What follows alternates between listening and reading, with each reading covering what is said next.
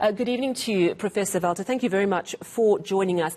I think there have been in the region of some 60,000 tests done so far. We've got 1,849 confirmed cases, 18 deaths, sadly. Is that enough data to give us a real picture of what COVID-19 is doing in South Africa? I'm afraid I don't think so. I think that we'd have to wait a couple more weeks, unfortunately, to get a real picture. You know, the tests get into the report once they've been done and collated across different labs. They get to the lab after somebody's been swabbed. Somebody gets swabbed after they're sick. They get sick some days after they get infected. And so we don't have a very direct view of the present. We have really a sort of a distorted view of the not-so-distant past. And the way that view gets distorted evolves from time to time as well, because initially it's people saying, well, I've traveled, I'm anxious, I'm going to get a test. Then it's more local people who are sick enough to require care. Then it's people whose doors are being knocked on because there are teams going out to areas where there's lots of transmission. And so the rules by which you get to be tested are changing all the time. And so it's very difficult. And it's not just a matter of numbers, it's also a matter of timing. You know, we're at that transition between the imported cases and their contacts and the local transmission, and it really is not very straightforward to tease out what exactly that's telling us. One of the things that the World Health Organization has said, in fact, they've lauded South Africa for acting quickly to bring in place a lockdown, and they seem to be suggesting we've got a handle on that. Is there a danger in us thinking, okay, we've got this, we're done, we should probably come out of lockdown now? Well, it depends what you mean by come out of lockdown. I think it would be extraordinarily foolhardy to say, well, let's go back to business as usual. And so that's fundamentally off the table.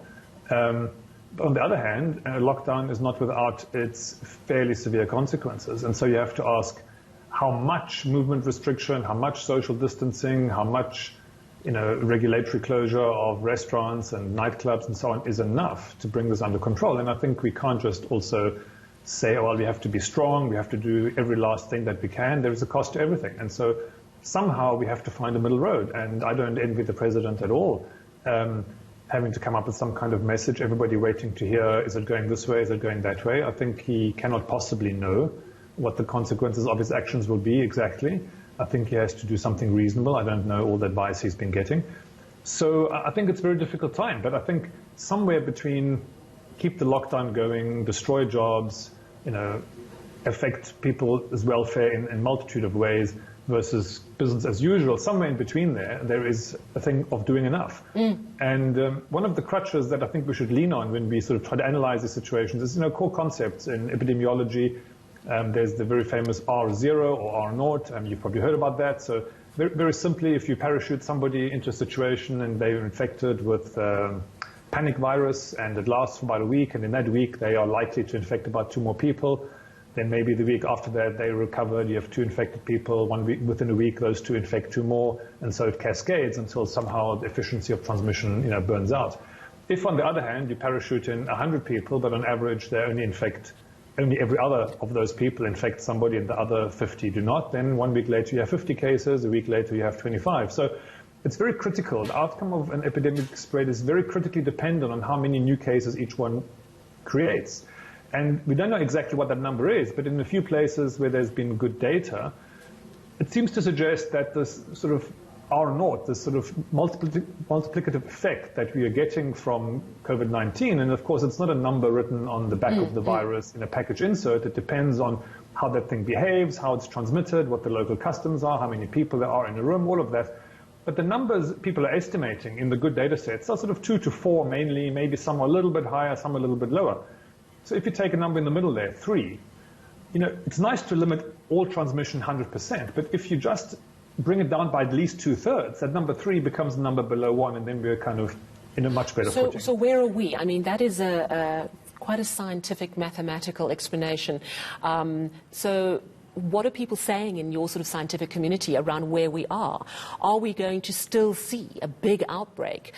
Is it absolutely too early to say? I'm afraid it is. I mean, on the one hand, as I was saying, the data is, at least 10 days to some extent, an average of 10 days behind what's actually happening in the field in terms of transmission. So I think it's inevitable that there will be more cases, no matter how strong the action is.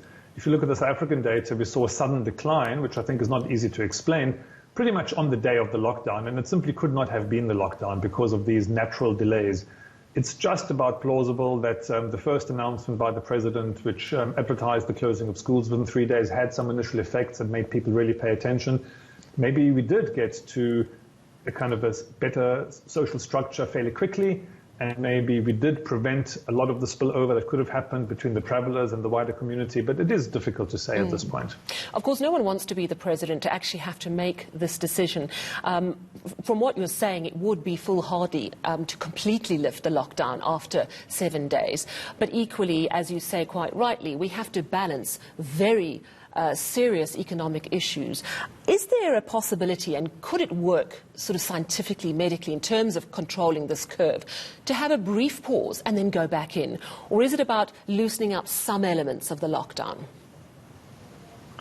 Well, everything is possible. It depends on, what people's appetite for that is. It's not really even a technical decision. It's partly a political one. But yes, if you were to model the impact, you'd be better off having periods of freer movement and then a bit more of a lockdown again than just keeping that freer movement. But I think this yo-yoing in and out is probably not going to help many people either. I think people need a little bit of stability, a bit of control over their emotions, but this is now an economic question and a labor force question and things like that. So I think it would be good to not persist on this. We're going to shut everything down. We're going to reduce infection by 99%, transmission by 99%. I don't think that's possible, and I don't think that's necessary.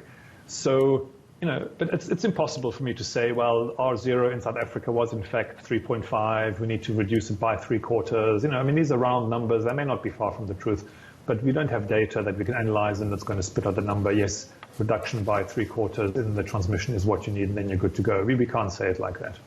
Well, thank you very much for your insights. That was Professor Alex Welte from the SA Centre for Epidemiological Modelling and Analysis. And of course, we are awaiting the 8 o'clock address from President Cyril Ramaphosa.